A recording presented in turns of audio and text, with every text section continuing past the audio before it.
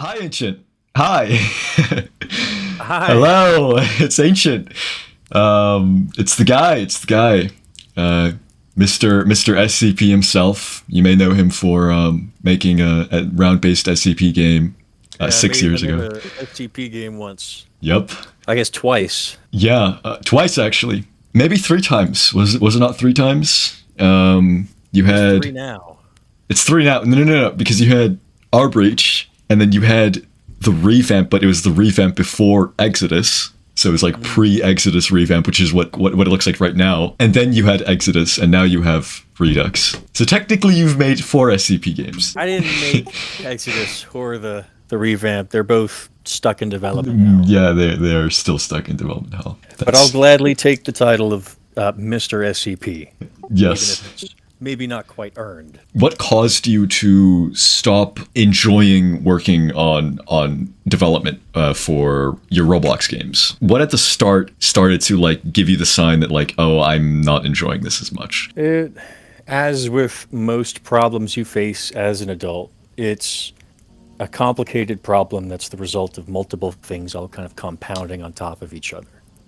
For me, the biggest hurdle I have in my life, the thing that kind of I struggle with the most in regards to everything I do, not just development stuff, but everything I do in life, I'm plagued by this like low self-esteem of like, I don't know, I always expect things to go wrong. And when I first made rBreach, that was the first time I'd had something in my life where like, yo, people love this. Like this is I did something good. People are enjoying this.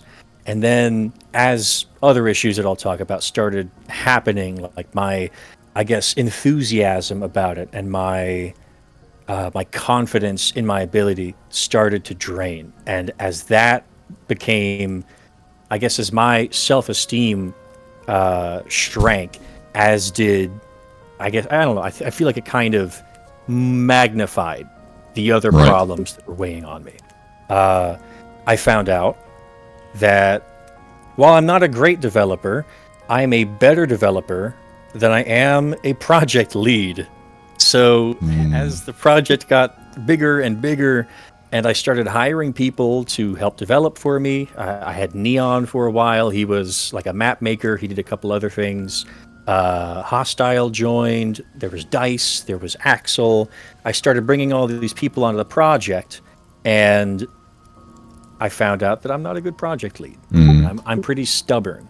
I have this vision in my head of how I want things to be, and if what someone makes is, and I can't put what's in my head into someone else's head. So whatever things people made, it was always slightly not quite what I wanted. I'd always end up just getting my hands in there. So people, I wasn't managing a team of people well. And people that were working for me were understandably upset. And that compounded in the other issues of making me feel like, I don't know, what the hell am I doing? I'm in over my head. I didn't properly vet the people that I was working with. Dice was making some really good models when he worked for me, but it really annoyed me how he was behaving as like a staple of the community or like one of the figureheads of the development team. This could be said about most people that I onboarded. I Yeah. just I had a lot of problems with people, and I'm really opposed to confrontation, which is not good when you're the boss because if someone's doing something wrong, it's hard for me to bring myself to tell them off. And so I would let people walk over me. And I mean, looking back on it, there's a lot of things that I allowed to happen that I shouldn't have allowed to happen. And those memories are what I feel guilty about. Of like, but I was also 19. Like I've changed so much over the years. I don't know how much better I am now in regards to that kind of stuff, but I don't know. Right. Right. Part of me coming back is me trying to come to peace with mistakes that I've made and trying to move beyond that. Right. So would you consider yourself then just purely better at being a solo dev than actually working in a team? Do you think that's how you would evaluate yourself? I don't know if that's a fair evaluation for me to make about myself. I've had far much more experience working alone. So, like right now, definitely I work better solo. But in college, now that I'm a game development major, I've been project lead a couple times now on small, shitty, like single. So I don't know if you're uploading this. Sorry that I swore. No, it's fine. It's fine. I've been project lead for a couple like small semester long projects, and those have always gone well. So I know I have it in me. It's just I don't know what it is. I don't know where the puzzle pieces fit or how to kind of snap it together. It works sometimes, it doesn't work other times. But I have such, I guess, a sore memory with how working with people, you know, how that turned out with rBreach. So I think I was talking to Xercos. He was the first person that I talked to from the old community when I reached out, I think, a month ago. And I was telling Xercos that I don't want to say, like, hey, I'm not working with any group. I'm only going to be solo, because that's irresponsible. I don't know what the future is going to look like. And in order to improve and make bigger and better projects, eventually I'm probably going to need a team, whether I'm the project lead or just one of the cogs. So I don't want to close that door, but at least for rBreach, this specific game, I think I'd like to stick to myself. It's going to take a lot longer for me to do things because everything weighs on my shoulders. I have to do it all, but it'll be exactly how I want it to be. Kind of, I guess, the biggest pro and biggest con of working solo is you can only produce what you are capable of. I've gotten to wear a lot of different hats, which I enjoy. I don't know if I have ADHD or something, but if I work on the same thing for too long, it starts to bore me and I start losing motivation. When I have so many different hats to wear, I might be programming for a week and I'm like, this problem, I can't solve it. This is, annoying me. Let me just put on my art hat. Maybe I release something new and then I find out all of a sudden, oh wait, I probably should have had moderation tools set up beforehand. So now I have to put on a different hat. Is that what happened right now? Yeah. Yeah. I really enjoy getting to wear these different hats, getting to experience all the different aspects of development. And it is a beneficial, I guess, form of experience if you plan on becoming a project lead. Because let's say I'm just a 2D designer. That's all I do. I would much rather have a leader who at least knows a little bit about 2D design instead of a leader that doesn't know anything at all. Because then I can communicate my problems to them and they kind of understand where I'm coming from. I think where my sentiment lies, it's more in the line of like, the more I do, the more of me is in that project. Right. And the more kind of global experience I get. Something you had mentioned earlier before we started recording, you said that you're undecided right now and you're still trying to figure out what you want to do. This is something that's kind of helped me with that. I knew that I wanted to work in game development, but being able to experience the different pipelines of development reduced me to like, oh, I didn't know I enjoyed 3D modeling. I never thought of myself as an artist. I really enjoy that. But like I didn't know about, this whole side. There's so many different aspects of the development life cycle that I would have never experienced if I just picked one pipeline to specialize in. Specializing is definitely a good route to go if you want to pursue development as a job. If you specialize into a specific pipeline really well, you'll have more of your time to devote to becoming really good at that pipeline. For example, I've spent so many years doing many different little odd jobs with development. I would say that I'm pretty well-rounded as a developer. I'm not really good at any one thing. Okay at a lot of things. Whereas someone else that would have spent the exact same amount of time that I've spent, but specifically on programming, they would be a significantly better programmer than I. So if you're looking to join a team or like make something really good, that's where teams come into play. You can get multiple people who are all really good at their one specific thing, all coming together to make something way better than I could ever produce.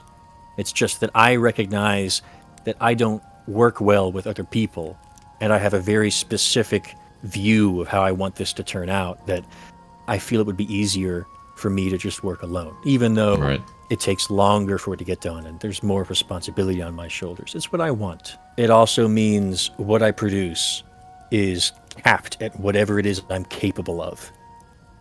And that's kind of the major drawback.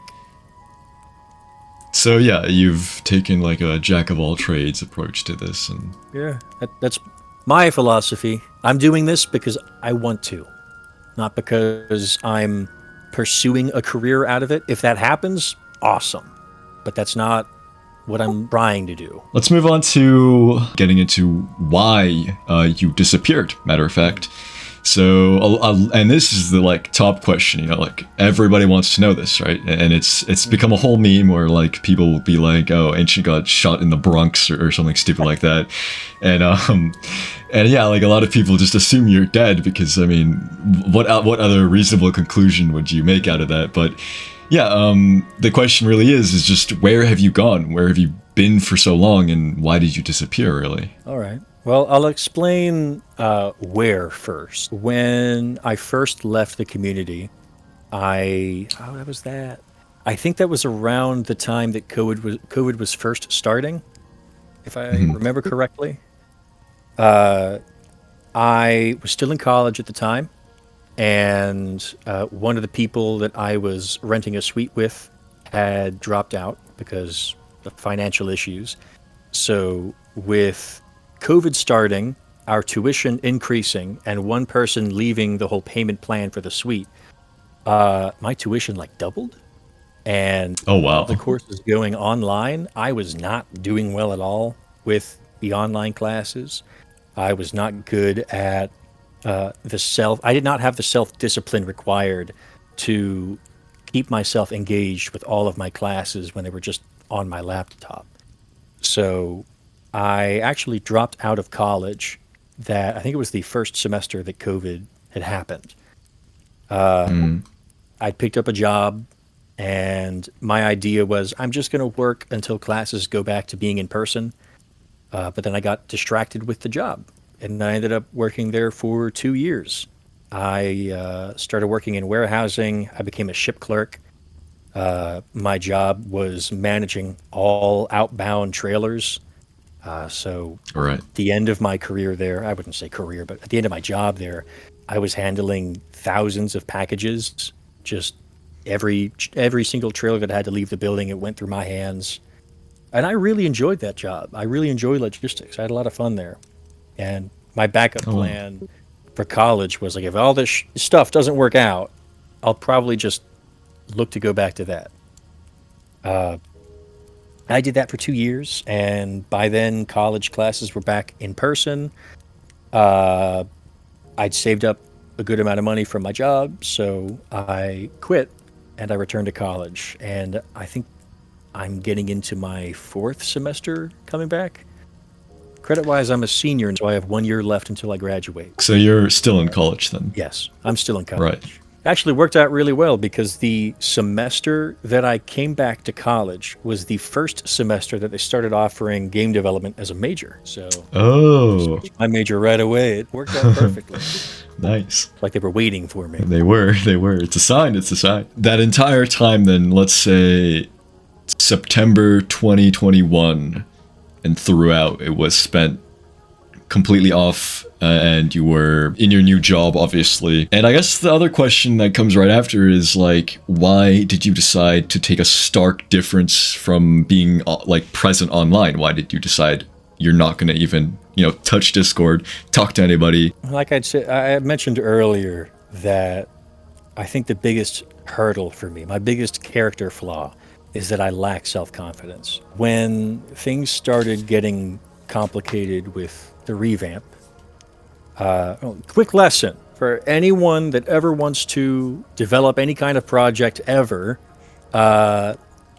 look up scope creep. Scope creep is a thing that I really struggled with the revamp, and I feel like that is the kind of major thing that kept me from making any progress with that. I mentioned Right. earlier that I'm doing this because I want to improve. I'm doing this because there's so many different aspects of development that I enjoy doing, and I'm a perfectionist about it. I would find a way to do things better, and I would want to start over and like, well, I'm making this revamp because I want to make rBreach but better. And while I'm working on this, I found a new way to do this one thing. Like, I remade the guns like 4 times because when I make a gun system, I figured out, oh, while I was doing that, I thought of a way that I could do it better. So then I scrap it and start over, and then I scrap it and start over. And it's kept happening of just wanting to constantly replace things with better versions of them. And then with all of that time, all of the brainstorming and all of the like collaborative idea sharing, all these really cool and fun ideas that I kept being like, oh yeah, let me add that to the plate. Let me grab this and put that on the plate as well. And I just kept increasing the scope of the project. So even after having worked on the game for, I think, a year or two, I wasn't any closer to the finish line. Does that make sense? Essentially, you were too ambitious. Is one of the bigger factors I would be inclined to assess. There is. Yeah, absolutely. You were just because I don't know what the actual definition of scope creep is, but what it sounds like is you had a very huge scope, and it just kept getting bigger and bigger and bigger, and kept adding more and more things, and it just you can think bubbled of up. the scope as like the boundary of the project. Right. Scope, this is exactly what the game needs to be. And scope creep is that scope is slowly creeping further and further. Like if you're running on a foot race and the finish line is slowly creeping further and further away from you, exactly how I was describing. You could run for a year and you're still a mile away from the finish line. I don't think I started off too ambitious, but in my excitement to create a better rBreach, I became too I already forgot the word you said. Ambitious. I put too much on my plate. And because of that, I expected too much from the people that worked with me. I wasn't even happy with the things that people were making because I'm stubborn and have that whole That's another thing. You had many different developers working with you on that project, and it felt like over time developers would just be dropped like one by one till eventually you're basically alone on the project by the end of it. Relationships are two-way streets. Some of it was my fault, some of it was their fault. No one's 100% to blame. I think what I contributed to the failing of the relationships was that I couldn't adhere to a set goal. What I wanted kept changing, and what was given to me, I was never happy with. So, and especially near the end, I think the developer that I spent the most time working with was Neon. And Neon, I never had any issues with, like, interpersonal issues with him. He was never an asshole, and he never acted weird or anything. He was I feel bad saying this, because Hostile I had a lot of good things with, but I never really used Hostile for much. He seems to be really into it, and I appreciate him, but, like, Neon ended up being much more active than my relationship with Hostile. But Neon, I think I saw a drastic change in his attitude when my self-confidence started getting the better of me. Because once I had lost faith in the project, he like wanted it out. And I don't blame him, but that's when Neon and I stopped working together. But I think that is, in terms of developers leaving the project, Neon and I think that one is the worst ending on my part. All of the other developers, with the exception of Hostile, because again, like Hostile never did anything wrong.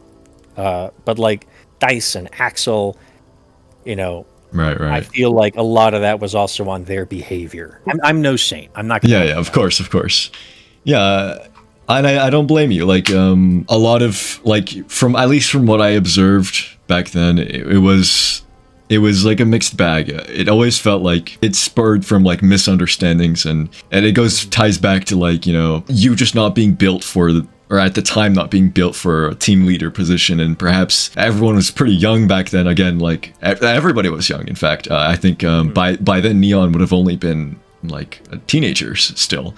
So yeah, I guess if anything, it was just a little pot that was ready to boil over. Anyways, moving on. Let's talk about Xercos. Xercos? How do you say it? Xercos. Okay. Yeah. So this is something that I'm sure you've been waiting for. And how do you feel about Xercos and the news that came in wake of his actions? Not surprised, honestly. And I don't have the right words to directly explain how I feel, but I can give you context. Would that help? Yeah, no, the question is vague on purpose because it's like, I'm not sure what exactly you want to offer here, but anything you want to offer will suffice. Xercos and I have a really long history. He was the first friend that I'd ever made. I was a social reject growing up. I was raised by like a bunch of hippies, so I never knew how to talk to people my age. When I was like 12, the only friends I had were friends of my mother's from a festival that we used to help run, and they were all in their mid-20s. So I grew up never knowing how to communicate to people my age. And the first person who was willing to see like eye to eye with me was Xercos. We both became friends either in early middle school or late elementary school. We became friends because of a shared interest in Roblox, actually. So I've known him for the majority of my life. And then throughout high school, as I started coming out of my shell, him and I just kind of stopped talking a whole lot. Not because anything happened, we just, I guess, some distance grew and we kind of went our own paths for a little bit. And then when we graduated, I went off to do my own thing for a while. I tried a career path that didn't end up working out. And when I came back home from that, it was a really rough part of my life coming back from that. And the first person that I had reached out to coming back home was Xercos. And by that point, I hadn't talked to him in like a year or two. And I reached out and I had this idea of like, while I'm waiting for college, like, oh, hell, like I want to try making a game. Like I play so many of them. I want to try it out. I was playing a lot of the Gmod game mode Breach at the time. And I had all these ideas in my head of like, oh, I love this game, but like, there's some things that I want to change about it. And so I reached out to Xercos because I knew he still played Roblox. And I was asking him for advice and tips, and he was there by my side when I first made rBreach. And I started spending a lot of time with him and our mutual friend, Oni.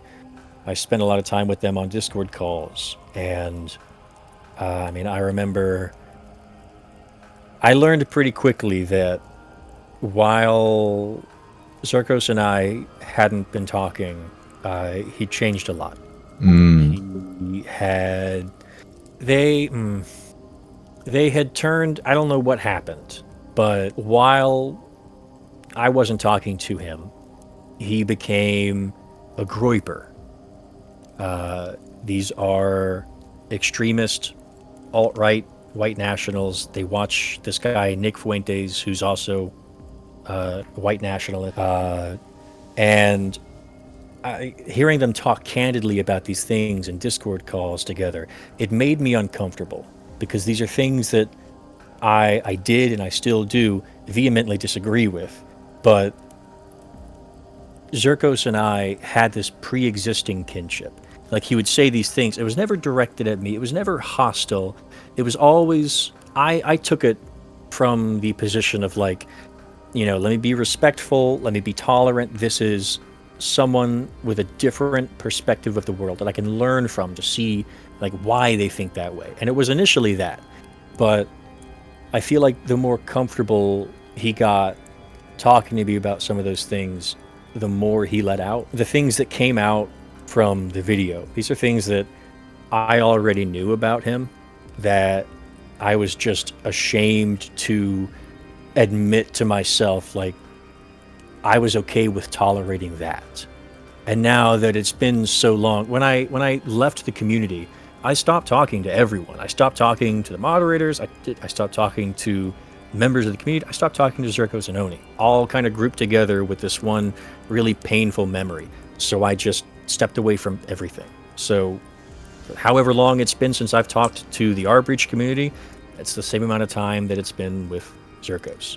And with all of this time that I guess all of this distance and all this time on my own to reflect on my relationship with him and what I was okay with, it's part of the guilt that I feel. Right. Part of me feels shameful for like, why was I okay with this?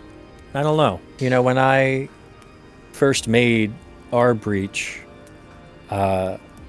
I had went from being a social reject. I went from being one of the weird kids in school, so weird that everyone knew my name. I wasn't the weirdest kid. That was reserved for someone else, but I was close to it. But I was ostracized regardless. And I went from that to all of a sudden being the most important person in a community of thousands. It messed with me more than I thought it did. I always wore part of how I acted on my sleeve because I felt like, I see how Roblox is primarily a platform for kids. The majority of the user base are kids, and therefore the majority of developers are also kids. And I've seen time and time again so many kid developers that are talented and they make something that goes viral, and with that they gain power, and these kids with power just do stupid shit.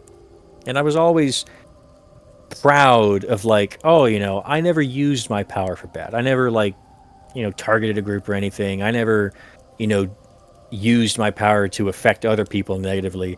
But I feel like how that power negatively manifested with me was that it skyrocketed my expectations for myself, because this shitty little game that I made just because I wanted to try making a game, it became something so much bigger.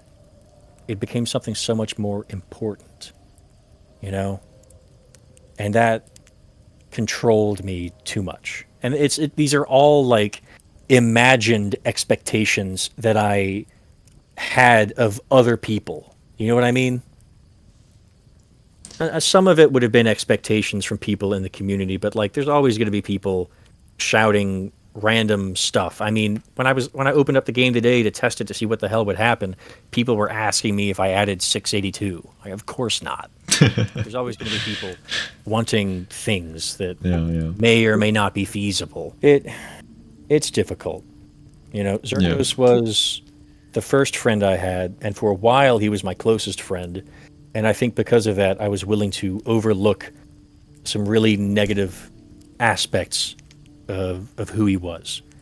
And now that I've had time to distance myself from him, and now that my bond to him isn't as strong, I'm less tolerant to who I know him as. I know you said you haven't talked to anybody after the whole rBreach, leaving rBreach, but have you made any sort of communication with Xercos between then and now? I think maybe 2 years after. Wow. It's been a while now. We talked once, and it was never about rBreach or Roblox or anything.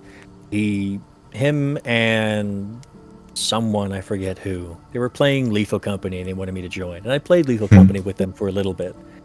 I felt awkward because I hadn't talked to them in a very long time, and like we never addressed anything. We just it was fine, like no hostility, right? We just played Lethal Company. I think it was an attempt to like try to rekindle something. Yeah, I think that's what it was. We played that once and then never again. In fact, I think he had messaged me sometime in the middle of last year about maybe playing Lethal Company again, and I just never responded. This was after the video came out. For clarity's sake, I suppose. Sorry, I tend to ramble. Yeah, no. This is because I don't have an answer to this yet. But did you know about Xercos' actions before the video that I posted, or was it after? Because all that information exists prior. I didn't know about actions. I knew about how you know his felt. behavior, right?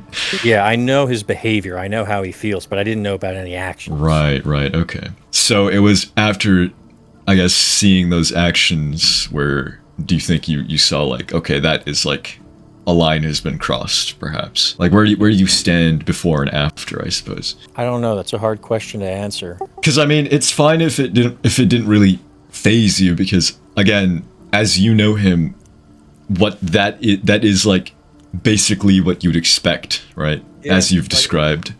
Like you said, I don't remember if you were recording at that point or not, but you asked me, or I think it was through text, you would ask me about it, what my initial reaction was or how I felt, and I'd said that I wasn't surprised. That's my reaction to it.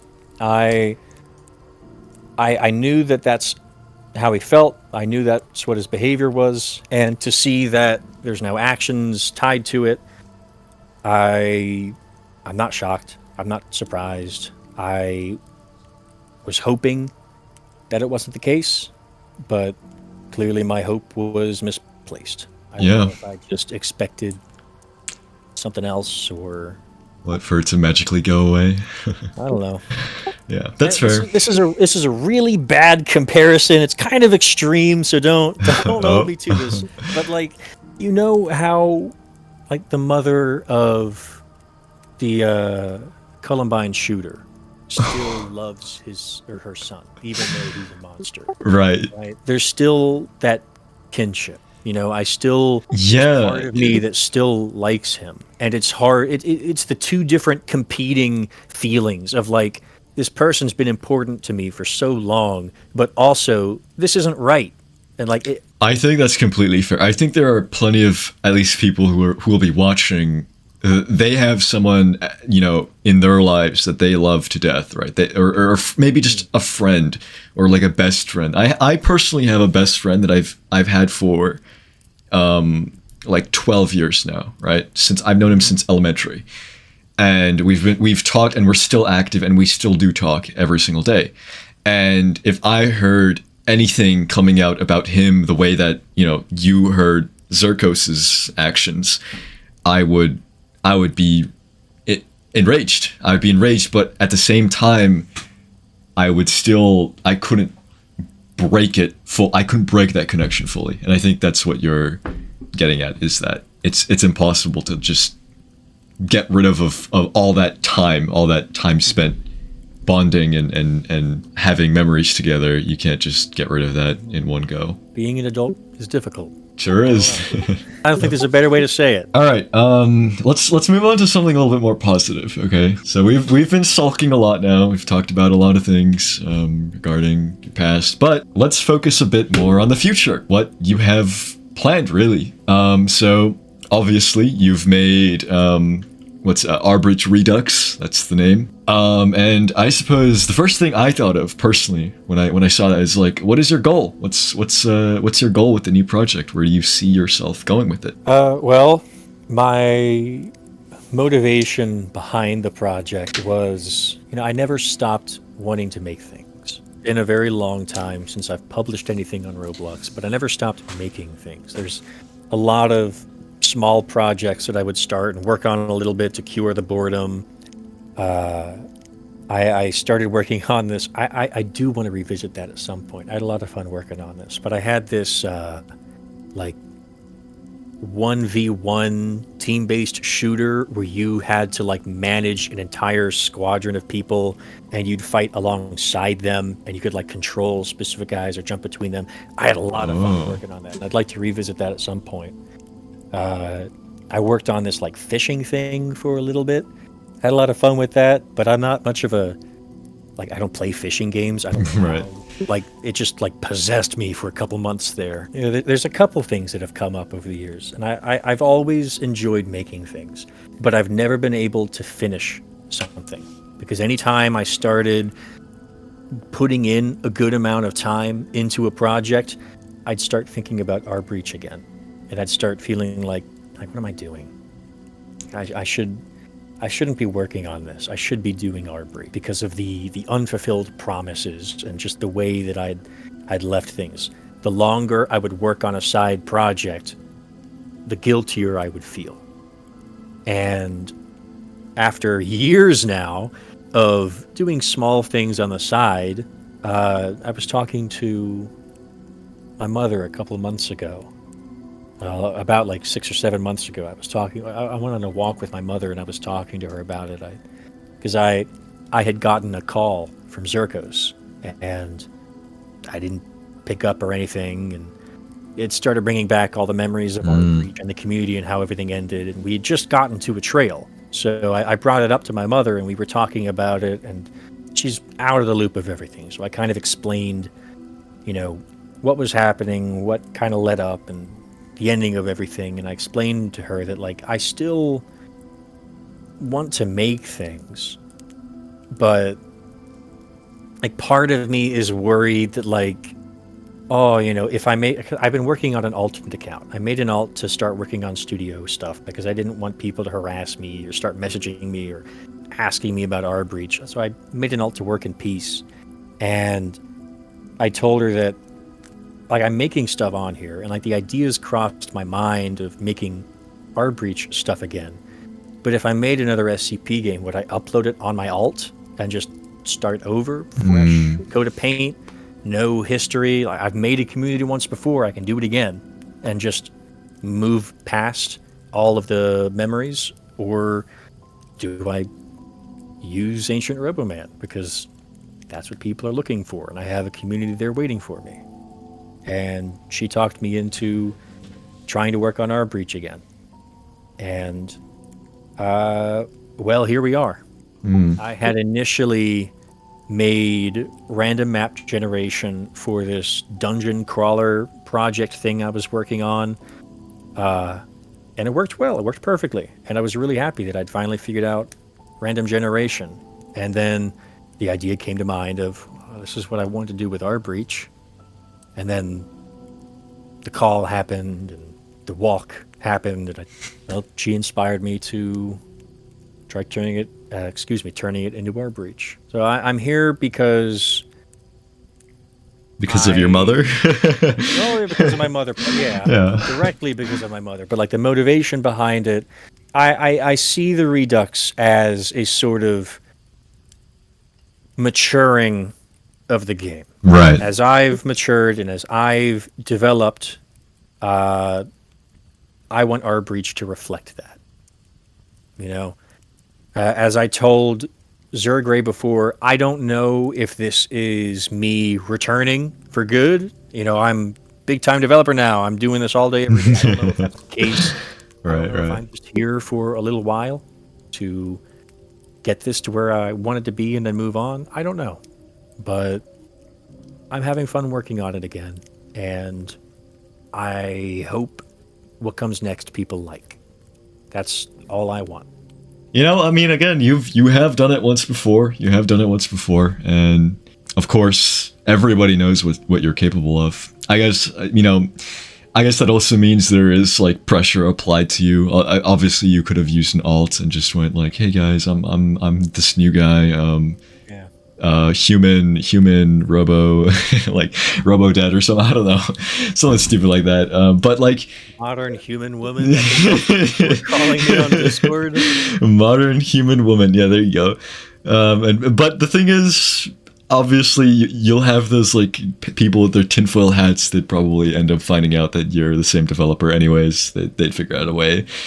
But in terms of a pleasant surprise is what I feel like the sentiment with me personally and a lot of other people. It's like, we've never expected anything, and that's why it's like, yeah, this is just a nice surprise. And I'm glad that you did it in this way, then rather than coming back and saying, hey guys, I'm gonna remake rBreach. It'll come out 6 months, something, like that. I feel like it's the course, at least, to make the best of your situation. Personally, I think it was fairly reasonable what you did. It's just to work on it and then show, hey guys, this is what I made. And, people will enjoy it, people may not enjoy it. It's just how it is. I suppose that begs the question, what's stopping you from just working off of rBreach, like off main rBreach? Like a different development kit or a different game entirely? Just just like, because you have the like old classic rBreach, right? It was like this like update. It was like rBreach Plus or something. Oh, and it was I know this whole nothing thing. at all about that. Really? Yeah, no, that was completely done out of my hands. Okay, I guess it wasn't your idea, but I guess the question is more posed to like, why not just work off rBreach, the classic one? I've mentioned it a lot here. If it's redundant, my bad, but like... No, like, I'm not... You're fine. I'm just... I tend to ramble. I tend to answer future questions accidentally because I just don't shut up. It's just the memories. I think a lot of what my hesitation comes from are the memories. All the different emotions that I'd felt leading up to and after my absence. I didn't want to work with rBreach as well, like the classic rBreach, because having come back and looking in, I see that it looks very different, especially on the back end. All of the scripts that you can't see, almost all of them are completely just like different. I think Xercos took over programming. I'm assuming Xercos has always been a significantly better programmer than I see loads of like module scripts and object-oriented stuff that I'm still like a beginner at. So unless I don't think Hostile was a programmer, unless they got some other person that's savvy with a keyboard. Xercos probably rewrote a bunch of stuff. So, like, just looking at the things, I have no clue what a lot of that stuff does. But that wasn't what motivated me to work on my own. I had already started working on this before I even looked and realized that all of the rBreach stuff was changed. I don't know. I think it's the memories. Because if I just do what I did here, this new thing is completely separate from rBreach. The only thing that's returning are a couple sounds or animations here or there because, like, I still remember that feeling very rBreachy. Like the zombies still windmill punch and make the Call of Duty zombie sounds. Yeah. They wouldn't feel like rBreach zombies if they didn't windmill punch. Yeah, that's fair. Would you say that the sentiment is also felt with Exodus, where it's like memories? Yeah. I think all of my rBreach endeavors between rBreach Classic and this Redux thing that I've published today, all of that I kind of clumped together as one thing. Because I initially tried recreating the first game, but more modern, which is what the Redux is, essentially. I don't remember what happened that made me change courses to go with Project Exodus. Yeah, looking back at it, it was such a like stark difference. I think like thematically, everything thematically was different, completely brand new, and there was a lot of concepts that you really toyed with. It to a lot of people, I guess that was exciting for a lot of people, but it wasn't rBreach anymore, right? It was more so this new thing, and then maybe that's where it all got lost. And that's why me coming back to this, I don't have any interest in Project Exodus, because I look back and think of, what about this did I enjoy? And I remember enjoying rBreach. And Exodus just isn't rBreach. It's an interesting idea. It's an interesting game thing. I just saw something today on Steam of like an in-development project called SCP Submerged. And I'd be very curious to see if that's related or anything at all. Like, maybe I'll see fragments of Exodus in that, but I don't know. I actually do remember. I have insight onto this. Really? Yeah. So I'll do like a quick recap, but essentially what happened is, so there was this group of developers, right? A group of like more so like amateur developers. They're just like getting into it, and they were very inspired by the works of Exodus, right? And they wanted to make their own, like they wanted to basically recreate as like Exodus in their own, well, not even in their own, fully one-to-one recreation. And as far as like assets go, they invited me to their server because they're like, oh, you're part of this. This project is called SCP Seabound. I think you've probably heard of it in the past. Okay. But what happened there was that they were basically skimming through, like scratching through every single like last final leak that they could find of Exodus and recreating everything one-to-one, right? And that's what they wanted to do. They wanted to make their own Exodus, their own game, re-implement it, right? And during the process of that, they actually named their project SCP Submerged at that point. And what happened is that the devs of the game SCP Submerged on Steam came over and gave them like some sort of like trade, like DMCA or something. It was like some copyright infringement. Yeah, they were upset. They were upset, and they demanded that this Roblox project that hasn't even like gone off the ground, by the way, very small. Like it's just a group of like kids just working on this like recreation of your game. It's not even their game. Yeah, they got hit by that, and the SCP Submerged guys, they're like, yeah, we'll be, you know, we can help you with doing a few things with your game if you like comply or something. But anyways, this whole altercation went down, and eventually, yeah, it was just so interesting seeing that like more widespread community, which is like the more like bigger frame, bigger picture, which is SCP Submerged, like coming in and barging into like the sort of smaller stuff like Exodus and their recreation of it. But yeah, no, that whole thing went down, and I guess, I don't know, maybe they do have inspiration from Exodus. If they know about it, they ought to have seen something, seen a few things. Who knows? Yeah. Hey, I don't care if the Roblox SCP Submerged use anything Exodus related, but if the Steam SCP Submerged uses any kind of inspiration from Exodus, I'm expecting royalties. Yeah. The SCP guys, you're fine to do whatever. It's crazy because like you'd think after so long, right? After so long of SCP Seabound, or not, what am I saying? Exodus.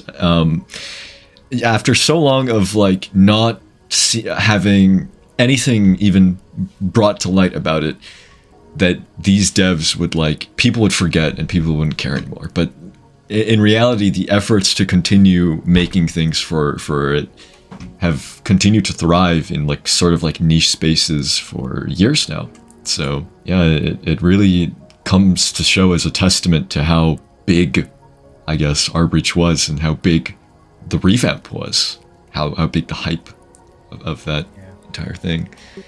It's a distant memory now, but it's so encapsulating to think about. I think the thing that I missed most was staying up late at night and talking to like 3 or 4 random people on the Discord about like ideas for SCPs and how they would work.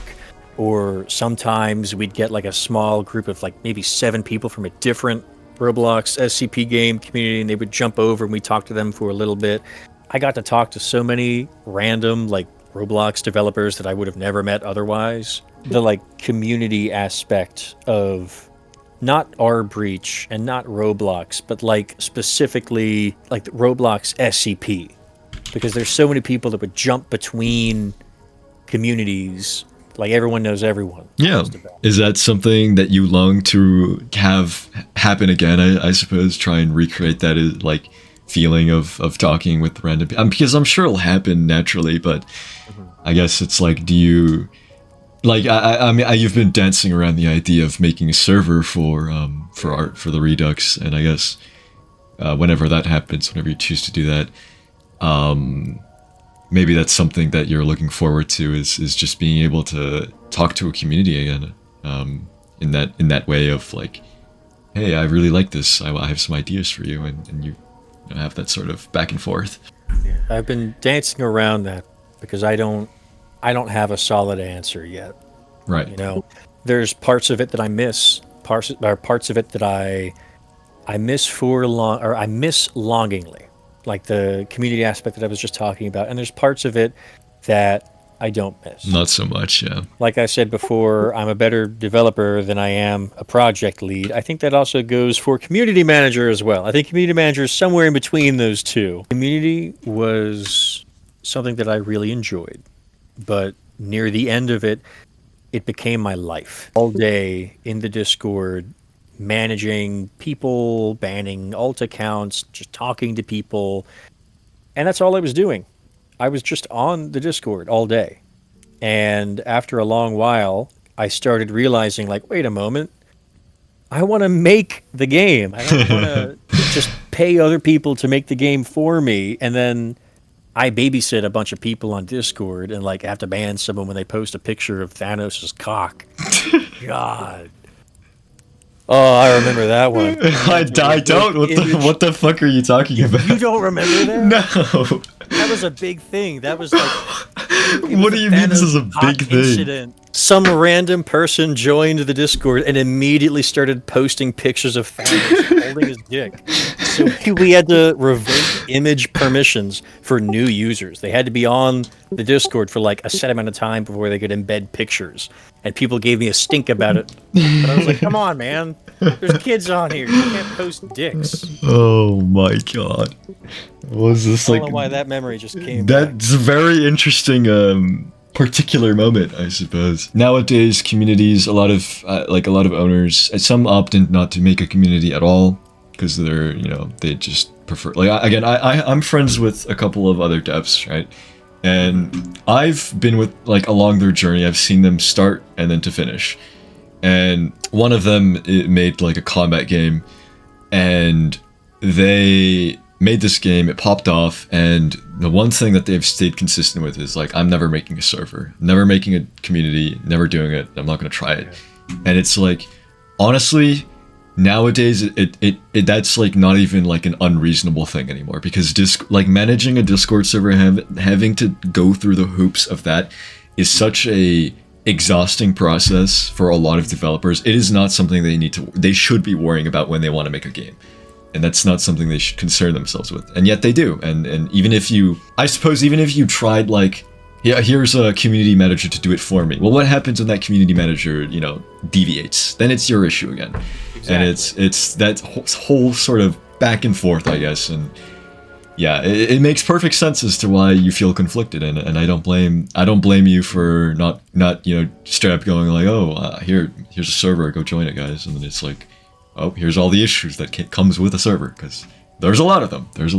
A dream that I have in my head. The only dream that I really have consistent in my head right now with this current project is that I would be ecstatic to one day have, like, a community outreach center or something in, like, the lobby or something where, like, artwork that people have created, I can post that there. Yeah. Hey, someone drew this, or someone in the community makes an SCP game, and I can put, like, a highlight for that somewhere in the game. I really enjoy the collaborativeness of SCP, because this is just scary stories that anyone can contribute.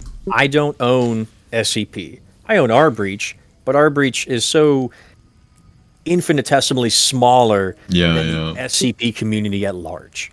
And so, as someone who was inspired by the SCP universe and wanted and successfully made something related to SCP stuff, I love seeing other things created by people, and I would love to be able to have some kind of, like, gallery, perhaps. Yeah, I want to foster creativity again. I want to provide a space to be like, hey, you're a kid that loves SCPs and you don't really have a platform, or, like, you're kind of shy or don't know where to post. Like, if you drew something cool, maybe I'll ask you if I can put it on a board somewhere and, like, show, hey, these are things that people in rBreach made. Games, videos, artwork, I don't know, cosplays, I don't know what people do. Creativity's endless. Yeah. I would love to be able to, like, showcase things that people made, because that's awesome. Yeah, while I am only here temporarily, maybe for a short time, maybe temporarily for a longer time, I will eventually die. So like, Yeah, pretty grim. I might not last forever, but I might be able to pass on ideas that will. If I get to choose, I want that to be creativity. And that's why I am perfectly okay with people using Project Exodus stuff to make their own things. Or I talked to some people a while ago. Xercos is one of them, actually. When I talked to Xercos, I mentioned to him that I was looking up information about SCP stuff to like gauge how to organize something, and I saw a Roblox SCP game that has this 2x2 grid of faction relations of like, oh, this is who's friendly and hostile to who, and I recognized it. I saw it on their website. I was like, wait a moment, that's how I have my thing laid out. And like for a split second, I was like, those thieves, and then immediately afterwards, I was like, oh, I enjoy that. It's like that little grid on a website that no one is ever going to see. Yeah.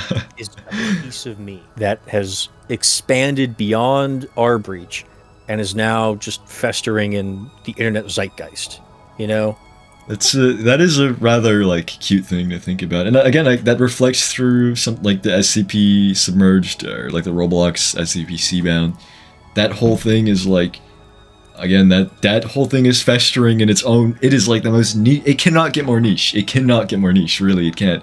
But it exists, and there is a group of people that are just dedicated to recreating every single work that you've done. Or not maybe you've done in particular, but ideas that you birthed, that you provided, and it's just, I guess, that small little like idea. I don't know. I've personally always found it cute. It makes me happy to hear that people are so inspired by it. I'm sorry I couldn't provide. Again, I can't speak for everybody, obviously, but as I've previously mentioned, I've felt so many different emotions, right? I felt anger, I felt disappointment, I felt sadness, I felt longing. It just, there were so many different little things that, like, in reality, it all bubbled up to wanting it back. You know, it was just missing it. That's what it really ended up amounting to, was just missing having those things again, being even just not even like, because obviously the revamp never came out, but even like just the idea of it coming out was such a novelty to so many people, and a lot of people ended up, you know, fantasizing about it. So and I was among one of those people. Well, I don't know if I can ever provide what I provided in 2019, as it's a different time now. Precedents have been set, expectations exist. But we've all grown up at this point, right?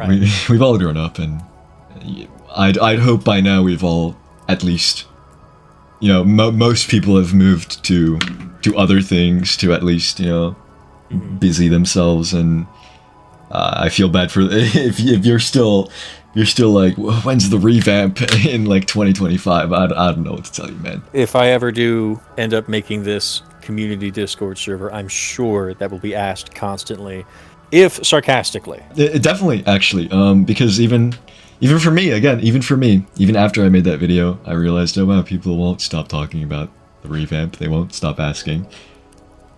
So yeah, no, there's no real way to escape it, I guess. That's pretty much it. I don't know if you have any like concluding thoughts you want to leave. I don't know. Maybe you want like a little message you want to give to everybody watching.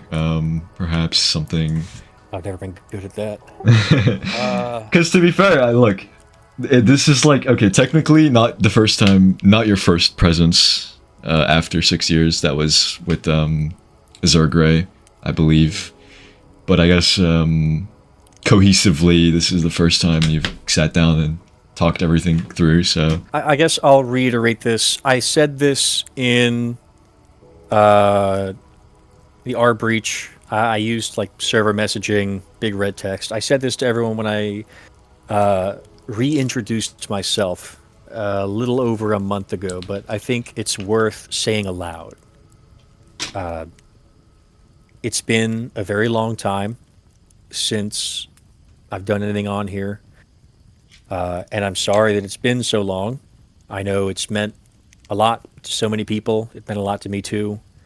And I'll reiterate what I said earlier in this conversation. Again, I don't know if I'm here for long or if I'm just here for a couple updates to get this to how I want it to look. But I know it might have looked like I'd forgotten about everyone, but I didn't. I never forgot. And every now and then I would hop back on Roblox and I'd check my messages and I'd see something, some message from a kid saying like, "Oh, Ancient, when are you going to come back and make the revamp?" Or like, I'd see messages like that in 2023. It's like, are people still waiting on me? I never forgot. And it's meant a lot to me that people remember and people still care. So thank you.